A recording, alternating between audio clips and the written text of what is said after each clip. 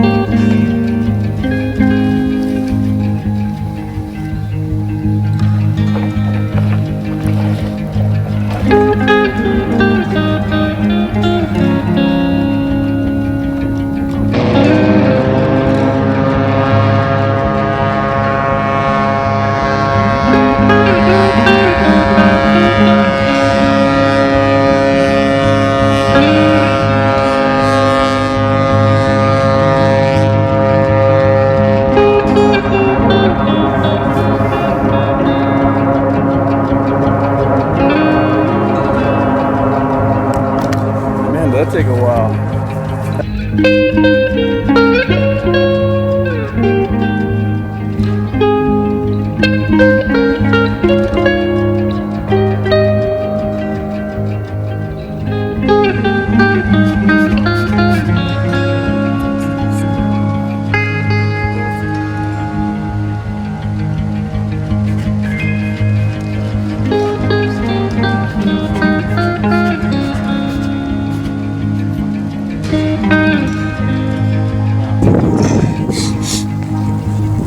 This is how you come down.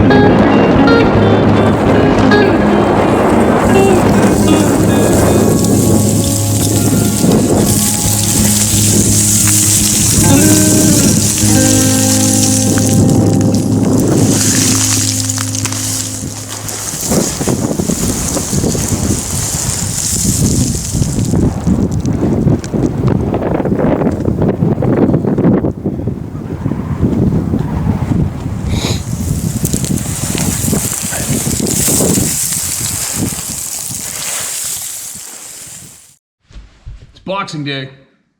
Me and Adventure Dog escaped the house. Not really to escape it, but we survived it. It was good. My First Nations superhero ladies came over for dinner last night. It was a great time. We talked about so many things. It was ridiculous. I don't think I could remember any specific one. I don't know. I think we tried to go over what the owl man asked them. But there's too much. There's too much. I do remember one thing that they did say was, you know, if you do experience mind speak of anything, any shape or form, they said that we have control. We are the ones that decide. So they said, if you do experience something like mind speak, then you say no and stop, and they must, and they do. So there you go. Talked about a bunch of other things. I'm not sure if I can share or not, but that was our time, our visit. But one of my lady friends was wondering about sharing a bunch of stuff she's experienced and knows with Dave Pilatus. I wasn't sure because she doesn't want to have anybody come after her that may not want any kind of weird information to get out. So I texted Dave right away last night at the dinner table, and we were texting back and forth. He said something about he's going on a Alaskan Bigfoot cruise in a cruise ship, and asked me if I was going to be around September or something to hook up. And I'm like, not a chance, man. That's elk season. And I haven't texted back yet, but I was thinking of rousing him and saying, come on, Dave. We know it's not a Bigfoot cruise. He's actually doing a sideline as a cocktail lounge singer, probably beside a piano, right? I was going to text that back at him and start rousing the shit out of him, but anyway, lots to share. I pulled up 160 foot of well line wire in the pump by hand today. So I'm feeling a little, sit my ass down and I'm done for the day. And it's funny, there's nothing worse for me personally, and I always tell everybody, you never quit. There's nothing you can't do, right? Because I grew up being told I couldn't do much. And I just have this thing in me that tells me, don't tell me I can't do something.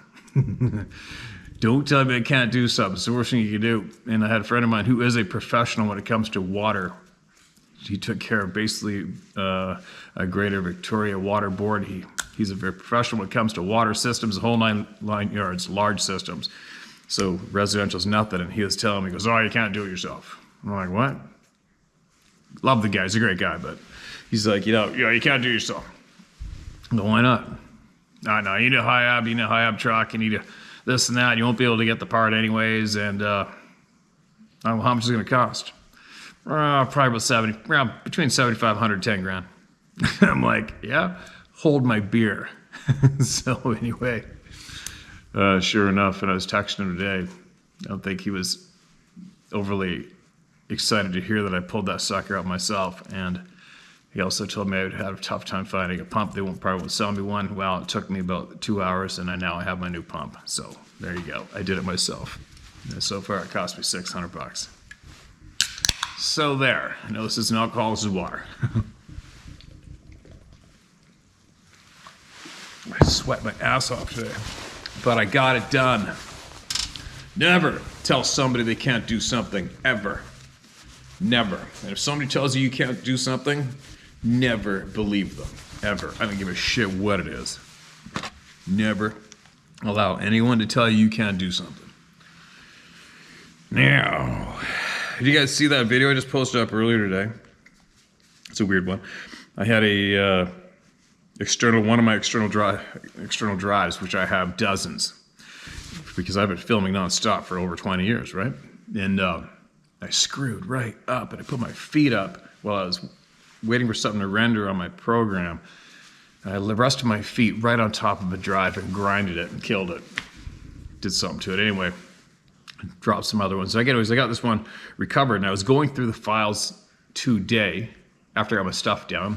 I'm like, okay, cool. I'm going to go sit on my computer because there's all sorts of stuff that I want to create. I love creating cool outdoor videos, and I just don't have the time. So I just started to do that, and then I saw some clips from a trail camera I left on the river back here, where I am 100% confident I took a pretty good picture of a Sasquatch watching me from the green bushes. I shared that a year ago or more. Same spot. Same spot I had stuff thrown at me. Same spot I had stuff going horizontal behind me. Anyway, I swam to the other side of the river and put the trail camera up, and I was going through those clips. I don't know why. And there's about, on the screen, there's probably, 100 trail camera videos, all in unison of when the camera's triggered. And it's the first time ever I noticed a bright light in the bushes. I'm like, what the hell's that? I'm looking at it, and I look at the time. It goes along, so that light basically came up after dark, bright, and in the trees, and it stayed consistent. I think got a little brighter in the second clip. And then just over 1 hour, it's gone. And a lot of people are going to go, oh, there's probably a car parked there. You can't get a car to where that light is. You can't. And this as well, there's an old gravel road. So if you're looking in the screen of the video I just recently loaded, be looking at that brightness in the top left corner. Well, if you go above the screen, above the height of the camera view, go up about maybe, I don't know, 25 yards higher, maybe even 30, and then go straight back 90 degrees, about 300 yards, excuse me, behind even more forest, and that's where the old gravel road is. Whatever, it's another trail camera video, big deal, bright, glowing light in the forest. There you go, but I thought I'd share, because I know there'd be some people are interested in the things that I catch on video. Do I give a shit? You know I don't. But there you go. I thought I'd share that anyway. That's my commentary on that one. Pouring rain again. Now, everybody's probably about 10 pounds heavier since yesterday at this time. Stuffed with turkey or ham or whatever you did. And I'm going to read some recent emails. All right, they're pouring in. Lots of people are getting knee-jerk to send them in. This is titled, Bigfoot Attacks Alaska U.S. Base. How's that for an attention grabber title? Steve, this is a friend's story. I believe he has been silenced by the government. Read freely. There's no names or information that need to be protected. This is a mind blower. I worked hard to get this in text so you can read it. I do believe it to be 100% true. It should be very helpful to many. There is 3,700 words. Average reading is 30 minutes. This is a hard story to read. It is all first person. He speaks mainly as a full run on sentences. I've tried to add commas and periods to help it flow. Good luck reading it. It is a whopper. I'm all in, my friend. Let's get into it. Title, 3D holograph that covers the entire base. Hello there, people. I figured I'd like to tell a strange but true story. Okay, a strange but true story of when I was in the military. I went to join the military in 1980, and I was in the American Marine Corps. I got into basic. I tell them what I want to be, and they sent me to Marine Base. Once I got there, we go through all the dialogue and everything, and get settled in, and then we go to take a test to see what we are good at and what we aren't good at. Well, they asked me if I wanted to be a special ops program. I said, sure, why not? I'm in the Marines. Why not do special ops? So I'm trained as a sniper, and I graduated 5th in my class. I wasn't quite that good, but you know I was like in the top 10. I was good at hand-to-hand, and in the test they said each test that was given to each soldier was specified for that soldier's life before they got in the military. Mine was on a farm, and they asked me specifically a question: what happens when a predator got in and stole your livestock? I said, I shot him between the eyes. That's the answer I put. So they questioned me further. And when I told them what I meant by that, meaning it was a Sasquatch outside, they looked at me like I was insane. Right? Really? Yeah. We've done everything to deter these creatures from stealing livestock and standing out in the crops and stuff, but it wasn't working. It wasn't even possible. So we had to put them down. They asked, well, how did you know to shoot them between the eyes and not in the eyes? I said, well, my first thought was to shoot them in the eye. So I shot a round off and hit it right dead center in the eye, and nothing happened. All I did was make it mad and growl. So I did it again. And I shot another eye, and this thing wasn't going down that way. So I figured I'm going to hit it right dead center between the eyes. It's got to be somewhere in the head. So I took the shot, and I dropped him. He just dropped like a sack of taters. They said, very good, Private. You go back to your barracks, and you know we'll be talking more about this later. I was wondering why they would be talking about me. They looked at me like I'm nuts. Moving along here, a couple days later, the staff sergeant came to me and said, Wilbur, you're wanted over in the doc's office.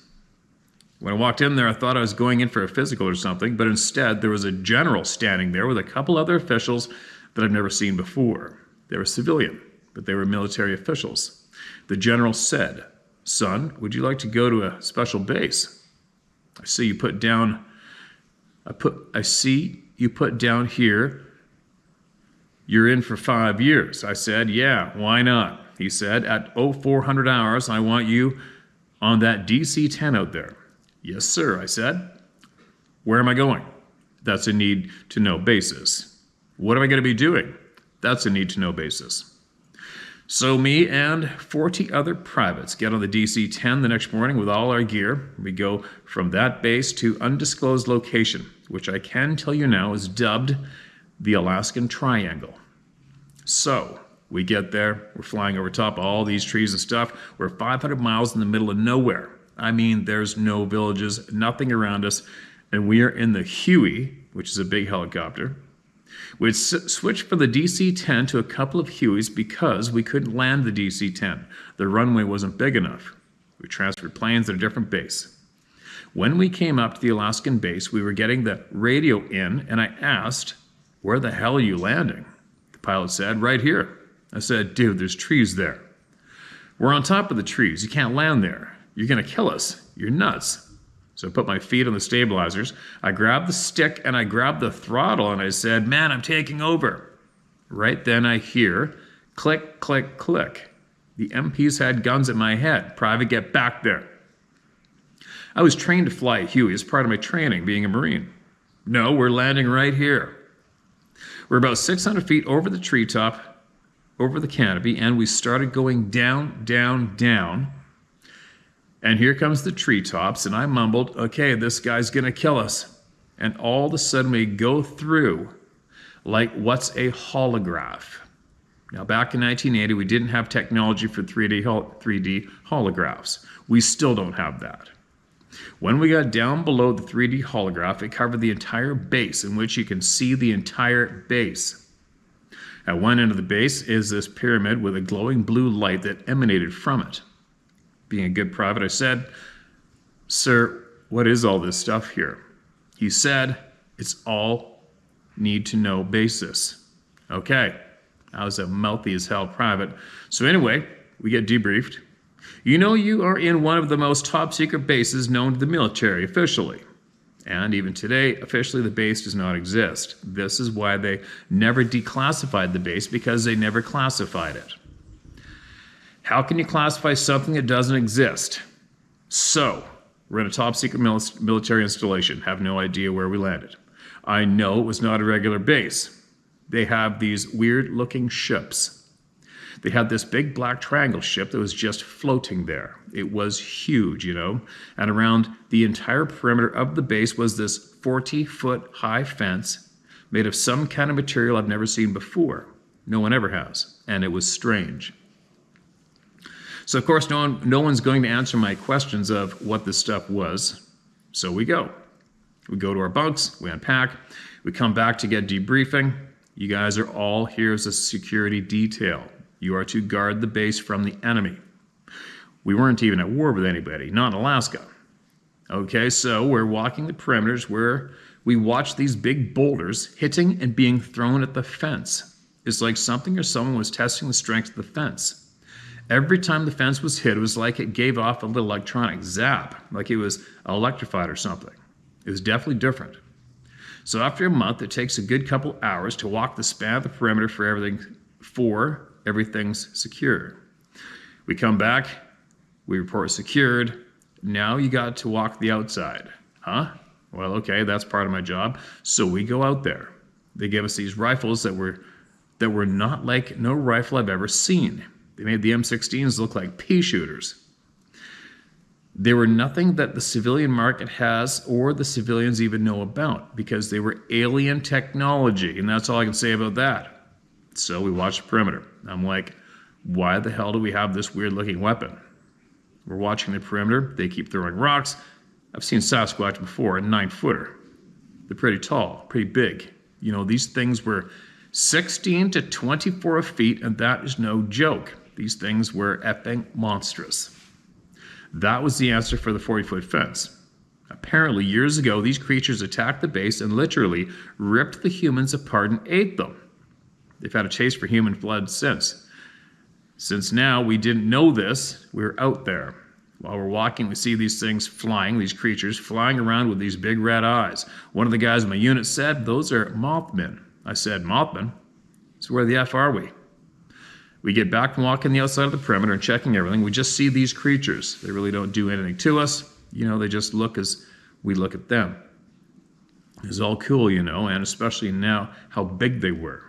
I think even if I tried to shoot at one of these creatures, since it was so big, it probably would not even faze it. So we get back, we check in, okay?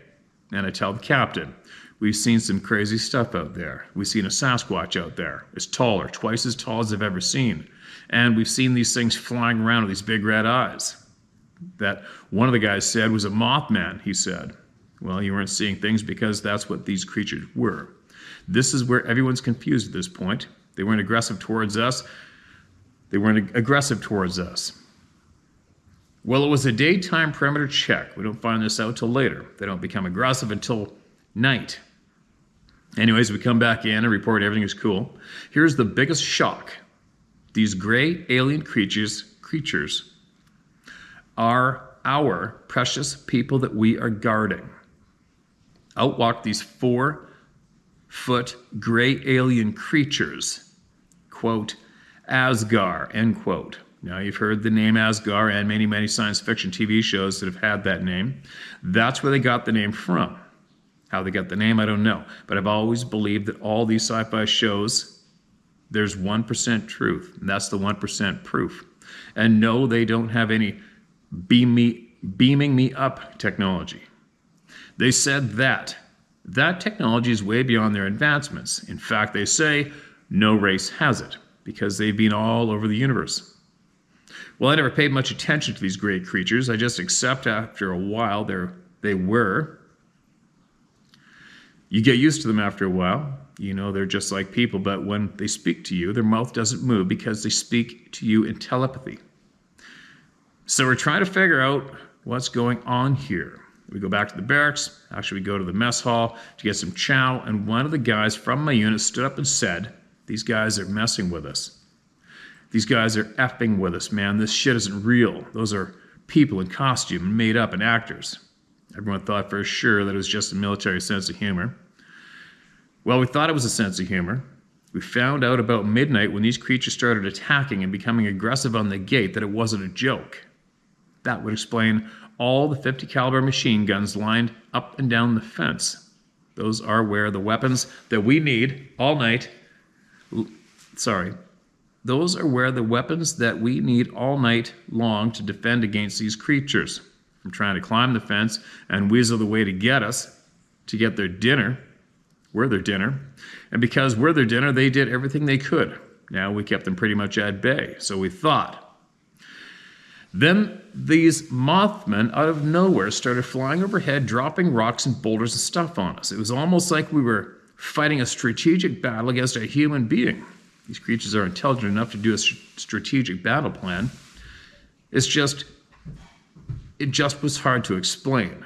These creatures are intelligent as we are. They don't speak our language, but they are as intelligent as we are. Oh, here's a soggy doggy. Someone left the gate open and these creatures got in and we started opening fire. Grenades and everything. These creatures are very hard to kill, extremely hard. So I finally remember how I killed the one right between the eyes. So the one creature that we killed, I had to empty one full ammo box of 50 cal magazine into it. This one creature and 3 other were targeted.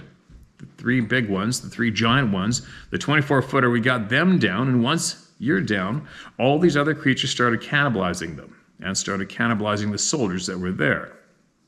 What they do is they rip their prey apart. They eat the intestines and the heart and the liver and they leave the rest. It's all for the protein parts of the body, for the nutrients. That's where the nutrients is. So while they were distracted feeding on the things that we killed and our soldiers that they killed, I got on the radio and said, guys, grab your sniper rifle. It's 1 shot, 1 kill. These creatures go down with 1 between the eye. And sure enough, while they were distracted feeding, we started just popping these things off one at a time, right between the eyes. There must have been 75 or 80 of these things. I lost count. Finally, we got the last one down. Excuse me. And then we was able to go and secure the gate so no more could come in. because there was plenty more out there. It was almost like they were coming in droves. But we got the gate shut, lost some life. 20 or 40 people in the unit lost their lives. May they rest in peace. I, on the other hand, survived it. It was my quick thinking that saved what was left. So we spent 3 or 4 days cleaning it up. The base and all the bodies, we threw all the bodies in one big pile and burned everything. And those creatures are very heavy. We had to have a couple of trucks tow one to the burning pile. I mean, they're 2,000 pounds easy, especially the big ones. Mothmen are like vegetarians, but they will attack, they will attack. But they will attack, they will attack. This is where it gets weird. The captain was killed, so everyone looked up to me. I was by then a staff sergeant, so people were looking up to me, and I didn't really know how to command. I would never really learn to command positions. So what happened was I had a call, and I figured out what I was doing, how I was going to command these guys, and that's when the Asgard creature came up to me and said, Staff Sergeant Wilbur. I said, yes. He said, follow me. I was told in case of an emergency, I would show you what to do. Now you tell me after everyone's dead, you now take me into the pyramid. First time I've ever been in there. And he says, you have to press this button. So I pressed the button. It was the evacuation button. So I pressed it, and I waited for a response. It had a light, and it was not on. I was waiting for it to come on. It wasn't until 3 to 4 days later that someone responded, and the light came on. So here comes this evacuation team now. The evacuation team had these special suits they were wearing, and they have some really tripped out helicopters. They're a futuristic helicopter, jets on them, everything. No Healy helicopter has anything like that. Remember now, this is 1985. And the cat gets out and says, are you Staff Sergeant Wilbur? And I said, yes. Well, probably meant the captain gets out. How do you know? We keep in contact, huh? Okay, the whole thing just blew my mind. That whole base blew my mind. So, they evacuated all of us. All scientists except for the Greys. They wanted to stay behind to finish their project, whatever they were working on. We never knew what they were working on.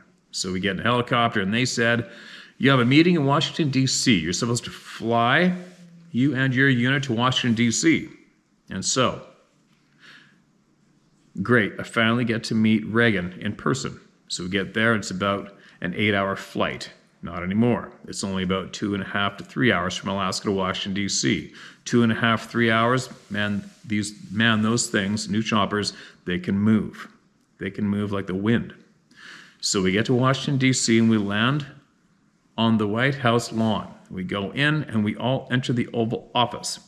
There's 20 of us, so the Oval Office, it isn't as big as what it looks like on TV. It's rather quite small. So we're in there. The captain that was in charge of all this, or the captain and lieutenant, said, okay, soldiers stand on your feet and salute the president as he walks in. Well, here comes this short guy. We have no idea who he was. So we just sat there. And the captain was like, all you soldiers want to be court-martialed. Sorry. The captain was like, all you soldiers want to be court-martialed. You guys stand, salute the president. No, we don't. Where is he? Where's Reagan? Now we don't see Reagan anywhere. That's when we found out it was 20 years later. When we left the base in 1985, the same day we got to the White House, it was 20 years later. A time distortion. Bringing us up to a new time level, bringing us up to computers and cell phones. No wonder I couldn't find a payphone anywhere. Couldn't find payphones anywhere. They didn't have any. These people had cell phones. That's why I don't know how to edit a computer. I'm not computer savvy. I'm still trying to learn stuff, trying to catch up. Now people think that the story is bogus. Well, if the story is bogus, why did I receive the Medal of Valor for saving my platoon? You tell me. The end of his story. Steve, you're the first to read this transcript. It is the first and original written transcript. This is the first time this story has been read to the public. Well, that was it. He does have the medal. I've seen it. He is not into talking about this. He has about 200 videos on YouTube, but only one on the story. Maybe you can ask him to write you. Thank you, Steve, for bringing out the truth on this. God bless Anonymous. This is optional, Steve. If you want to read it in full or part, shout out. or add to the description. Thanks to YouTube channel for composing this and getting me this story. All right, I'll check it out after. That's quite the story. It's quite the story. It was a long one, and once I've donated this kind of time to an email, I'm going to the end of it, right? Because I don't have time to restart if I think it might be a little bit loopy. Do I think that happened? First of all, I always say it doesn't matter what I think. It does not matter what I think, all right? Everybody's on their own ride. So, what I can say with confidence, first, as usual, is take from it what you will or leave it. If this actually went down and one man was able to squeak out this story, there's going to be others that can as well, right? Is it a believable story? Of course it's not. It sounds absolutely freaking outrageous, right? But once you've got this deep as the most of us have, once you have seen some of the absolute insanity that most of us have seen that isn't supposed to be real, then you have to give everything a little bit of a possibility. You just never freaking know, right? I don't know. I haven't a clue who sent this in. I don't know who these people are. I don't know. But somebody sure went out of their way to write that one out, didn't they? You know, I did have one a while ago. I did absolutely gong, and I didn't share. Only because, in a way, I had somebody forwarded me a video from another channel. Sarah's making rude faces at me, walking by to feed the horses. Anyway, but somebody forwarded me email that was shared on another channel. And I listened to it, because apparently it happened in British Columbia. Excuse me. And it went on, this person went on to say they're an ex-RCM police officer, they're writing in from Florida, and you're the first time people of first place have chose to share this story. What he wanted to say was they came across some Sasquatches that had a bunch of people in tow up in the mountains above Hope or something, British Columbia, and that one of the Sasquatches started violating one of the humans and a whole bunch of other stuff, and then it went on to say that they backed out of there, got organized, got some 50 cows and started dumping these things and killing them and saved all the people. And then, then I had a whole bunch of people. I had a whole bunch of people emailing me, Steve, you got to hear the story. You got to hear the story. My tummy, my guts were saying, come on. And then I forwarded, and then finally is like, I think maybe 2 or 3 months later, I get an email from the author who said to me, Steve, you're the first person I've ever chose to share the story. And it was the exact same story that I'd heard shared on another channel 3 months previous, right? And then so I forwarded the email that he sent me, and right away I text Dave Plius, I sent it to him, I go, dude, check this shit out. What do you think? And right away he comes back and he goes, listen, in all of my years investigating, which, you know, he investigated the shit out of the Sasquatch topic. He said he never, ever once came across any researchers that were harmed by a Sasquatch, ever. And he does not put any blame on any Sasquatch beings for the disappearance of any human, period. And then I replied with, well, he did screw up by saying that I was the first person he chose to share the story, when meanwhile he did that to another channel 3 months ago. And then Dave replied and said, right? End of story, never shared the story. So there you go. That is one time I read a well read out, almost fantasy-like story, and my guts were burning. I'm like, something's up here. I mean, my guts aren't burning with this story, but let's face it, this story is right the hell out there, right? But who knows? Maybe it's factual. I don't know. We don't know. Maybe somebody's going to send us some more that backs it up. Maybe. But it sounds odd that a person that would go through this, who didn't have any contact with technology and came into our time from 1980 or 85, and all of a sudden they're instantly capable of having a YouTube channel and videoing and posting 200 videos? I don't know myself. But anyway, there you go. I put a lot of time, a lot of our time was taken out to listen to that one. We did. And there's the commentary on it. Take from what you will or leave it, all right? If something else comes along our way that really backs this story up, let's hear it. Now, let's read another one. Next one's titled Deer Season Squatch. Here's a short encounter while hunting in a blind. Last year I had a small stones or something else hit the top of the blind. Sasquatch was the first thought, but I passed it off as something else since that was the only time this happened. This year has been a different experience.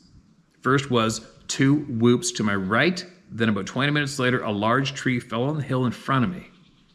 There was no wind, chainsaws over there that confirmed a Sasquatch encounter for me. My hunting buddy asked me about all of it, so I told him my concerns of a Sasquatch. He never questioned me, but the tree falling was a concern to him as well.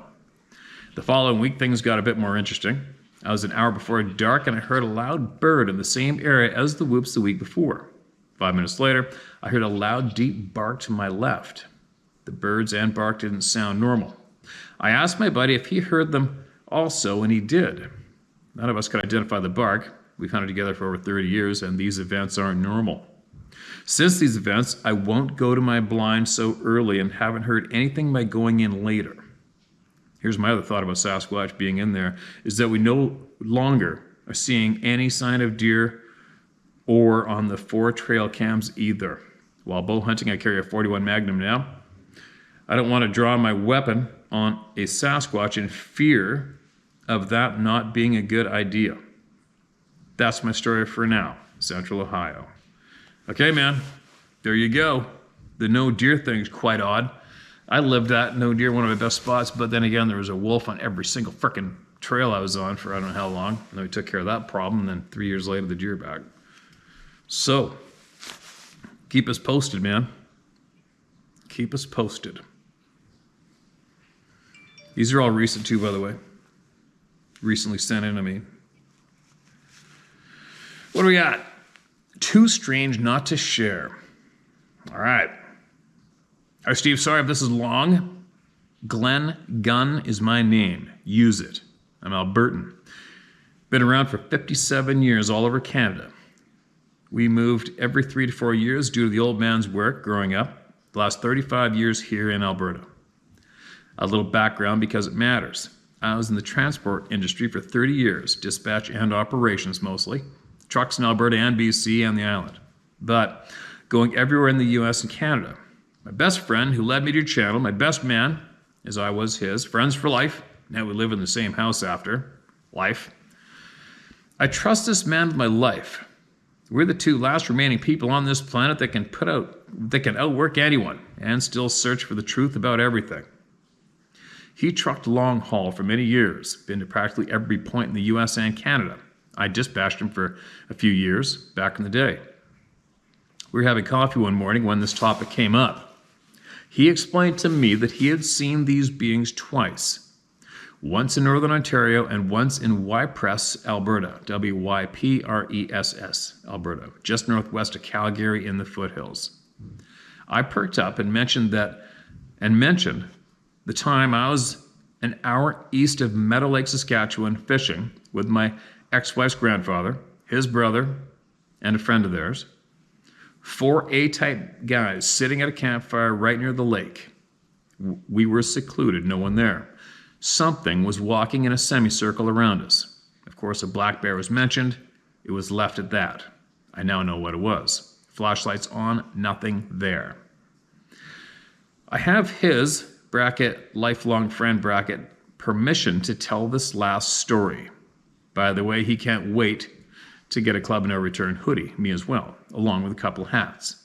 So, he was heading west from Alberta with a load for the VR area. VR. West from Alberta. Vernon? It was a little west of Salmon Arm, around 2 in the morning.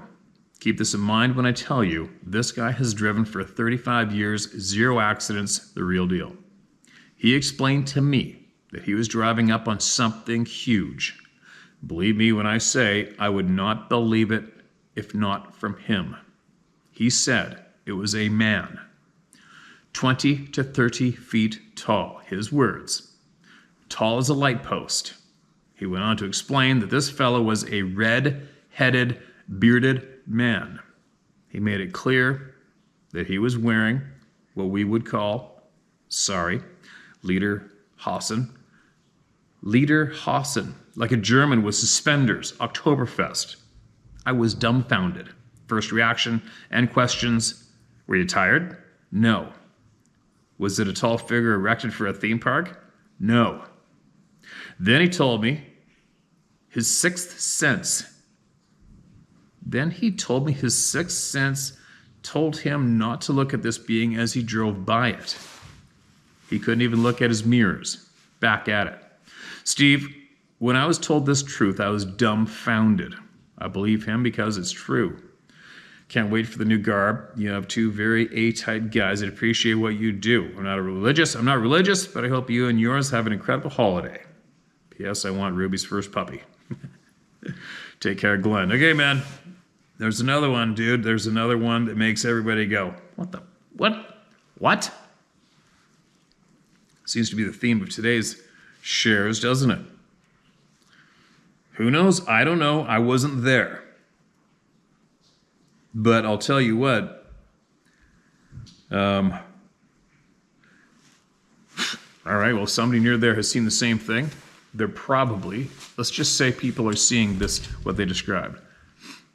If you've seen that in your headlights going down the highway, how many people would you just can't wait to tell everybody what I've seen with that description, right? Yeah, that'd be a tough one to wrap your melon around, and even a tougher one to share publicly if you were to see something of that description. But unfortunately, we've had the description of similar sized beings, red-headed, from around the world, other side of the world now, right? So I don't know. And how would I, as my brain tries to wrap my head around this, how do you wrap your head around that shit? I don't know. If there is a veil which may be thinning here and there, that would explain a lot, right? There's a parallel existence going on, which I'm really, really leaning towards for sure. Then that would explain a lot, and that would as well make it possible, make anything possible, right? I don't know. I wasn't there. Take from it will or leave it. But if you went down that same strip of road around the same time and saw the same shit, comment about it in the comment section below or email me about it, because I want to hear about it. Man, there's some crazy ass shit being reported today, isn't there? All right. Moving down the line. Mark, this is red. What do we got here? Bigfoot on NC. Steve, this is going to be a long email. My name is Paul Jewell, and I don't give a rat's ass if you use my name. I live in a fairly rural part of North Carolina. My wife of 26 years passed away October 25th, 2021. Sorry to hear that, man. Unexpectedly. She was my ride or die girl. So, I'm an emotional and mental wreck. I'll try to do my best to make this make sense and hopefully easy to read. About 15 years ago, in our previous home, still in North Carolina, my wife and I are in our room, almost asleep. We heard an enormous thud on the side of our house. My son and I went outside to see if some wise ass hit the side of our home. Not likely, since there are only 4 homes in Scrabble Road and the end of our land right up against a large patch of woods. We walked outside and started to walk around the back of my workshop and heard an enormous growl, unlike anything I've ever heard. We decided it was a good time to get back inside. Another night, my wife and I were outside grilling out. After we ate, we were inside my workshop / bar having a few cold beverages when we decided to call it a night. We exited the workshop and I scanned the property with the flashlight. My wife said, "What was that?" I shined my light back and there were 2 sets of eye shine about 4 feet off the ground. We started to walk down there. I had a 9mm with me, and when we got about 75 yards from the eyes, one of the sets stood up. I couldn't make out a lot of detail.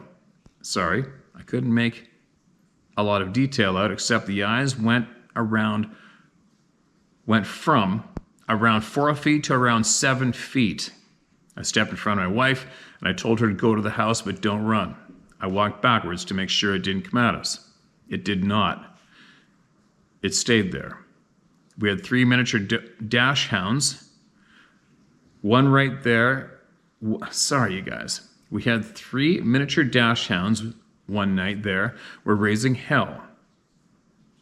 They were on our deck that was 9 feet off the ground. There was a baby goat on the deck, so the dogs... There's a baby gate. These glasses got shit all over them, I think. Maybe I'm just a dumbass. There's a baby gate on the deck, so the dogs couldn't get off. I opened the door to see what they were barking at, and 2 of the 3 hauled ass in the house.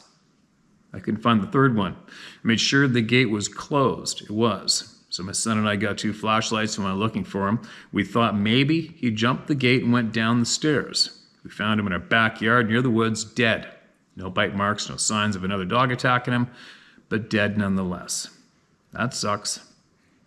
My son and daughter were in the living room one night, and my wife and I were in the bed, and I heard them yell. So I went in there to see what was going on, and both of them said that something was looking in the window at them, and it looked like a black wolf head staring at them. The window on that side of the house is over 8.5 feet at the bottom of the window. They also saw a creature one afternoon standing at the end of our backyard just outside the start of the woods, and said it was a black wolf standing on its back legs, watching them. They said it had to have been at least 9 feet tall. We decided it would be a good idea to sell the house. We bought a home on a nice piece of land at an unbelievable deal, but it had to be completely redone. My wife wanted it done like a rustic cabin, and that's exactly how I have done it. Unfortunately, she never got to see it completed due to the complete neglect and misdiagnosis from the hospital. Oh, that sucks, man. Steve, have your 6 anytime you need it. If you're ever in North Carolina, you need any backup, or just want to eat some Carolina barbecue and have a couple of beers, I got you either way. Keep spreading the truth, brother. In loving memory of Teresa Jewell, 080376 to 102521. You will forever be my always. Oh, that sucks, man. It really, really sucks, especially when it didn't have to happen, right? But I can't dictate this to anyone, but for me, we see each other again in the end. I have myself absolutely convinced of that. That's just for me, though, right? But that's unfortunate. And the 9-foot-tall wolf thing, you guys know my stance on that one. I'm not into it. I'm not into it at all. You put a 9-foot thing with a wolf's head on it in my back 40 staring me down, it's game on. I don't give a shit what anybody says. I get tons of you email me, don't do it, they're never alone, don't do it, and if you do it, they're gonna get revenge. Well, guess what? I believe me to be just as scary as them. So, no, I'm not bending over for nothing in my back 40 if it's staring me down. It's not gonna happen. Anyway, sorry about that little rant. What else do we have?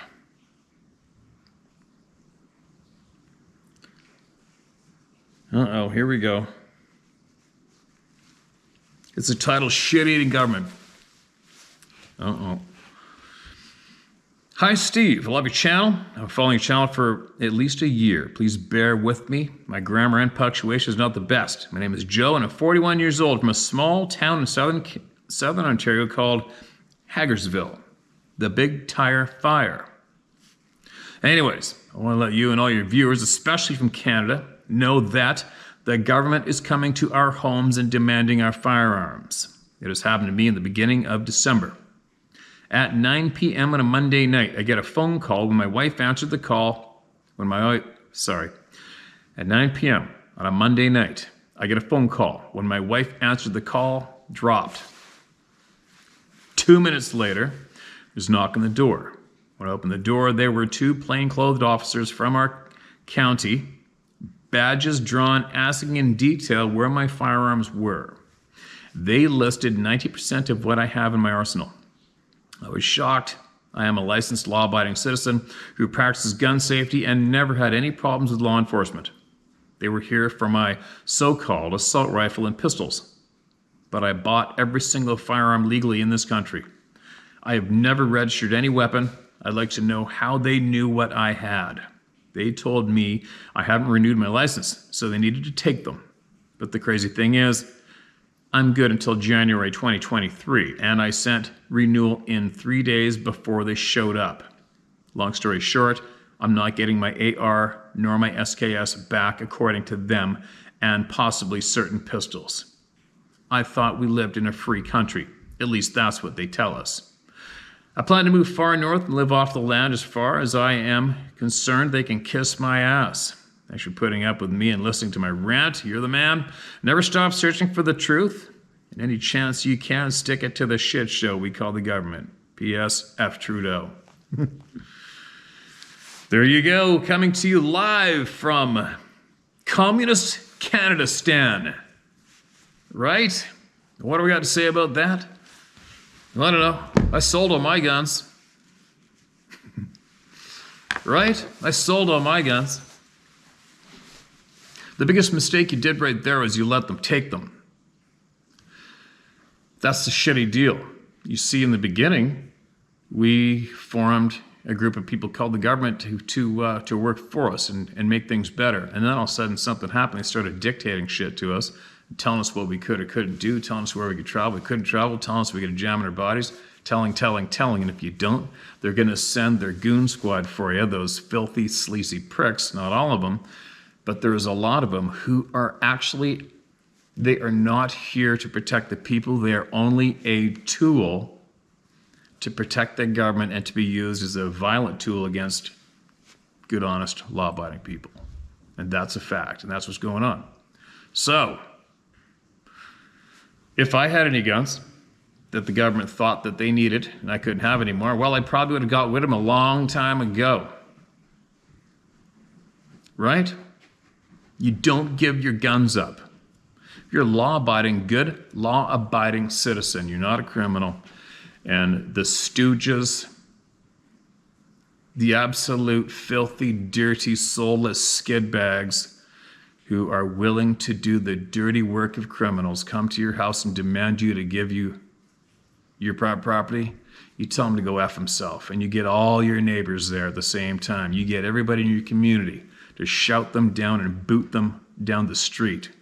That's what should be done. That's what any good, solid, strong community in the world would do, right? You take those violent, sleazy, soulless, spineless cowards who are only a tool of violence for the government, and you get your community together and you make them go away, right? That's what you do. But anyway, here we are on YouTube.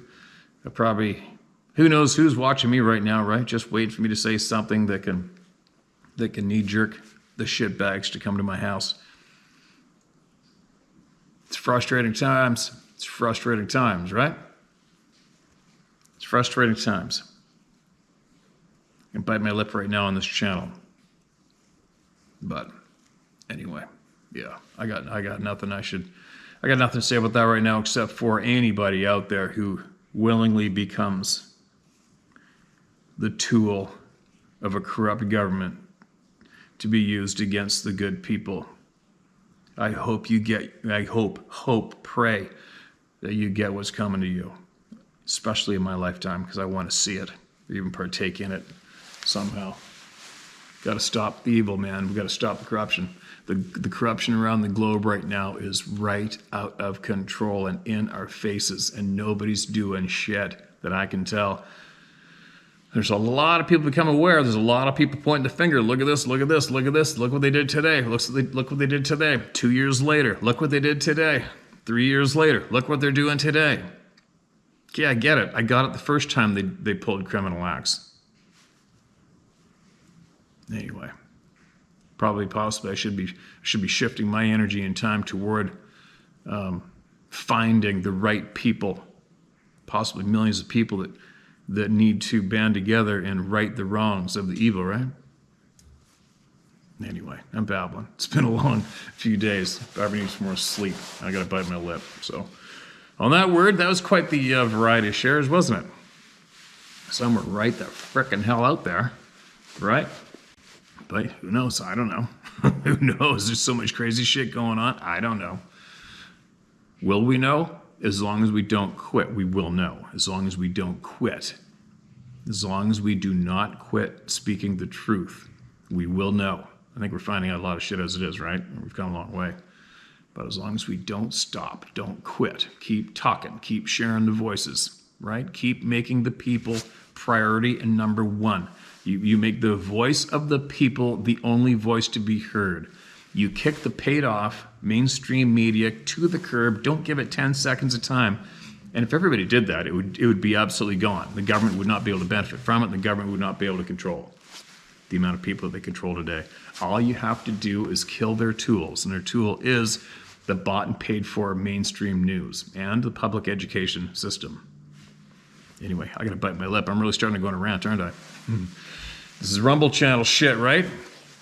I'll get on it. I'll get on there. I'll start sharing what I have for remedies for sure. But in the meantime, let's get back on track here for the people who need to be brave, come forward with their knowledge, speak openly, and regain their chances to have a full life and appreciate and pursue all their passions they can now and not get them ruined because of lack of education from the real world, right? Man, I wonder if I'm even making sense the last 10 minutes. Anyway, I'm going to go, and I'll be back. Nothing's going to stop me. I'll be back.